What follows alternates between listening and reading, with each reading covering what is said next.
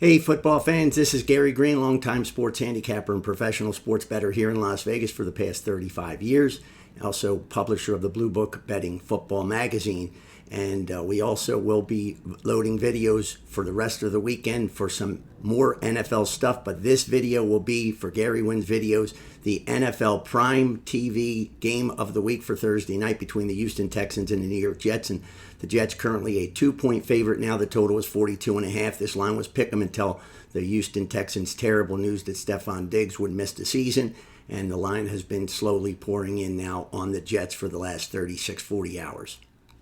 First off, we are very lucky sports fans, I believe, to be able to witness one more Jets game this year. Seems like I've seen every one of them, and I've gotten sick after every one of them. But we get blessed to watch them once again. Aaron Rodgers and the Jets, one of the worst teams in the league, and they moved teams on Sunday. It's too bad they couldn't move this Thursday game as well and not put us through this torture. But it is Halloween, so I guess it's torture day. First off, we have the Jets coming in on a 5-game losing streak. The Jets have lost 5 straight games, 0-5 against the spread. They have killed everybody, and the do factor continues to kill dumb bettors. Next up, we have the Houston Texans, who have won 4 of 5 games, and their only loss was a last-second field goal to the Green Bay Packers 2 weeks ago. Not that they deserve to win, but still, they are 2 points away from a 5-game winning streak.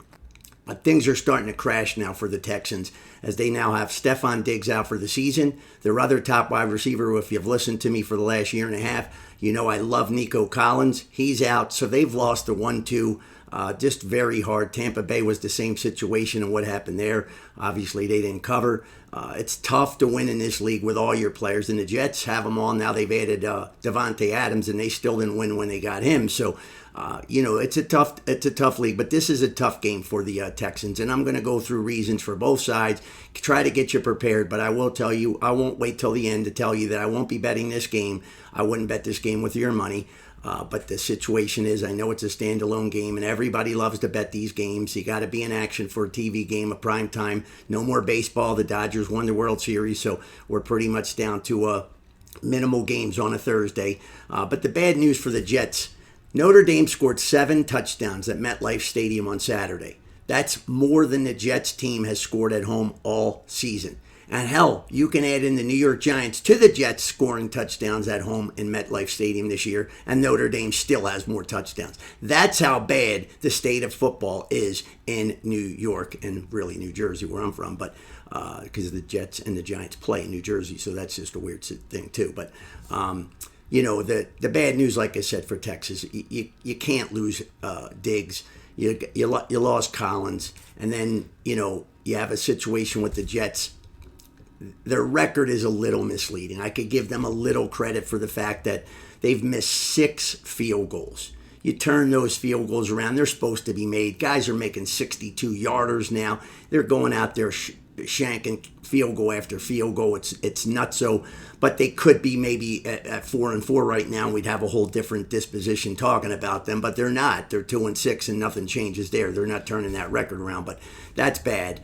When your special teams and your field goal kickers are missing that much. But we'll look at the Texans first. And we'll look at the good news first, because I'm going to get to some bad news. But the good news for the Texans is their defense has been lights out. Number 2. And I expected this because I love their head coach. I thought it was the best head coach all year last year. I said videos almost from week 1 that their head coach hire of DeMeco Ryans was the best in the league.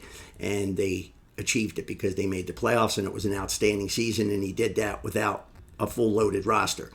But this defense is number 2. They're 13th versus the run, but they're number 3 versus the pass. So that's not good news for the Jets, even with Adams, because they have not done well. Aaron Rodgers is not even sniffing 300-yard passing games like he did in his prime.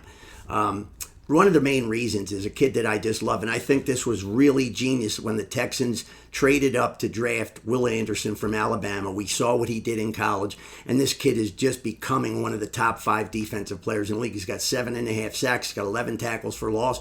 The 7.5 sacks is 3rd in the NFL, and trust me, folks, this kid's just going to get better and better. But when you make big plays, you make tackles for loss, you're going to cause the other team to be in 2nd and 3rd and long, and they are tough downs to make those kind of yardages. All teams want to be 3rd down and 4 or less. 3rd and 12, 3rd and 14. God forbid you added in a holding penalty, very difficult in this league to complete and move the chains, and you got to move the chains. But for the Texans, their defense has been sound and solid and kept them in all the games, and that's why they're winning games. You have to have a great defense besides. Now, we know the quarterback's good. I love C.J. Stroud. But this has been a much different year all around, and the reason is one reason and one reason only before these two major injuries to their wide receivers. It's the offensive line. It is very bad, okay? It is not playing well in any phase, run, pass, anything. And they're getting Stroud sacked like crazy. They're getting hit like crazy. They're forcing him to throw the ball away faster than he needs to be. And now without top wide receivers where you have the rapport with the 1 and 2. You don't have no rapport with the 4 and 5 guy. The 4 and 5 guy is a 4 or 5 guy also most of the time because he doesn't run crisp routes.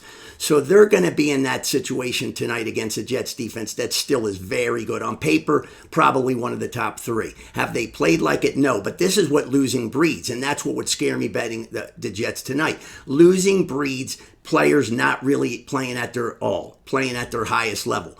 You get down, everybody in life, you get down, you get a little depressed. What do you want to do? You want to eat, you want to rest, you want to sleep and take a nap. That's the situation with the Jets defense. They just cannot win the game on their own, and watching an offense go out there, move the ball, get in the red zone, not score and miss the field goal, that is crushing. It's hard to run back out on the field. You want to make that, take the lead, and you go out there and say, if we stop them, we're going to win. It's not been the case for the Jets a lot this year. But the Jets, if you look at some things, they beat Houston when they were pretty good last year at home 30-6. Of course, totally different situation in New Year. The good news for the Jets is they also added Hassan Reddick about 10, 12 days ago now. So he's had about 10 days of conditioning. He's been able to get in some practice reps. He's going to only help, if he just puts a little extra havoc on C.J. Stroud. And it's not that it's that hard to do because the offensive line's not playing good. That's an advantage. One stat here that is a little big for the Jets side is Aaron Rodgers, the quarterback for the Jets, is a perfect 7-0 when he's facing any solid winning team with a win percentage over 62%. Now, winning this game is not going to change their season. It just gets the darkness away, which Aaron Rodgers said, we have to start to prepare for the darkness. Well, the darkness is 2-6, and you're not going to the playoffs unless you get a miracle run going here. And it's just hard to think it's going to happen. But getting Reddick in there on the defense certainly don't help the defense. Maybe they cause one more turnover now that changes and gets you a touchdown, a defensive touchdown. Who the hell knows? They need something to start clicking. The new coaching change didn't do anything. They've lost every week with the new coach. The Houston Texans are just 2-5 against the spread on the road on short rest. So it's always difficult for anybody when you want to bet teams on the road on short rest. Look at Minnesota just last week. They go on the road on the short rest. They're playing well. One loss. Look, everybody's talking about them as an elite top 3-4 team in the league, and they played like it. But then all of a sudden they go in there in the second half. They run out of gas. You could see the tired legs catch up. They don't really score anything, and they lose the game. So it is a thing. But for the situation with this game, let's make sure I didn't tell you lose any of my notes here, because I did have some pretty good stuff. The defense again for or the offense for this is what I missed. The offense for the Houston Texans. Stroud has been sacked 2 times, 4 times, 2 times, 1 time, 2 times, 22 times on the year. It's only 8 games into the season, folks. It's almost 3 times a game. It's a miracle the kid's still standing and he's not hurt like a lot of other quarterbacks have gotten hurt. You get hit that much. And the fact is, you only know what the sack numbers are. I know what the amount of times he got hit. I know the amount of times he had to rush passes. That is amazing that this team's still winning games when they're under that kind of shock against an offensive unit with a good quarterback. And now, again, they're going to be missing some star guys that he would maybe be able to make a tip at the line of scrimmage because he's pretty good already as a young kid reading the defenses at the line of scrimmage. And the Jets are really solid, especially at cornerback.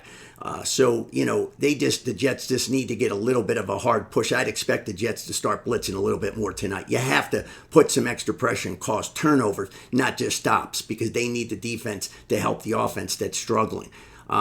But again, this situation right now is one where if I go here with my final thoughts on this game, okay, on the Jets, All the sharps are on the Jets. I know that sharps play line movements a lot. Injuries, they try to catch ahead of time. The line was a pick 'em. I get it all. I'm not taking the game, but I do like the Texans as a whole. But my concerns before even the two injuries was the offensive line struggling so badly.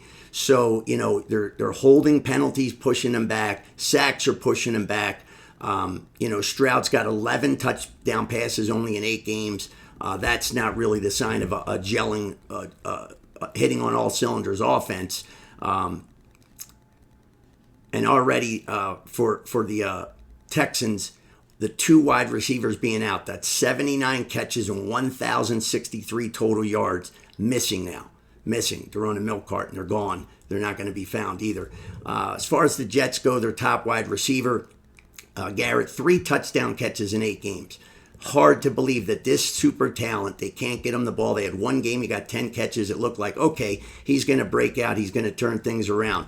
But the running game, which should be much better, the Jets, I don't even get into the Jets offensive line too, because they're not good at all either. They're not helping the situation. But the run game, Breece Hall, who was a stud, he's 3.9 yards per carry. Come on, folks. They have a good backup who's fast, running back. They have a depth there, so they're not just running one guy out there. It's just a very bad season so far. The offense has been out of sync all season long. And the Texans, the last thing that's most concerning to me, and this is why I could never make a bet just to make a bet, because you're still losing money when you lose. I know you want action, but this is why I talk about this often, not to bet games, just to bet.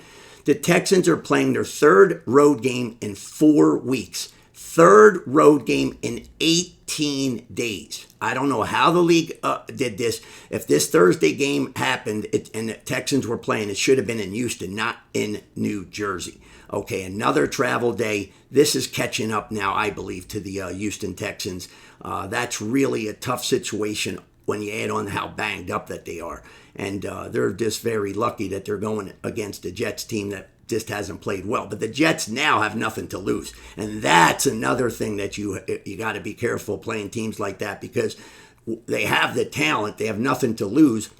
Sure, they're going to get up for a game one day, but everybody does the do factor over and over. I hear that on shows and sports handicappers and podcasts and YouTube videos, what have you. This team's due to win. They're due to win. The idea is they're due to lose. That's what it is. They're due to keep losing because they stink and they're badly coached and their schemes are bad. Everything's bad. So you're due to keep losing. You're not due to win. No one's ever due to win. You're due to keep winning when you're red hot. That's due because you've achieved something. You ain't achieved nothing. So why all of a sudden are you just rebranding, anointing teams to be great all of a sudden when they haven't showed us anything? It doesn't. Your kid's getting all F's in schools. All of a sudden you expect he's going to get an A? How? It's just silly. It's stupid thinking. So it's Halloween, folks. I'd like to say happy Halloween to everybody. What you're going to maybe get here is a treat, or you're going to get tricked again on the Jets if you take the Jets side. So all I could say is happy Halloween. Enjoy the game. I wouldn't bet it with your money tonight. And don't forget to check out all our other videos. And if you want, you can email me at any time at GaryGreenWins@gmail.com. If you have any questions, Gary Greene, Greene has an E at the end, as you see in the sign behind me, at GaryGreenWins@gmail.com. And I'll get back to you as soon as I can. I'm trying to make everybody a winning sports better. Enjoy the games and make sure you never bet what you can't afford to lose. God bless.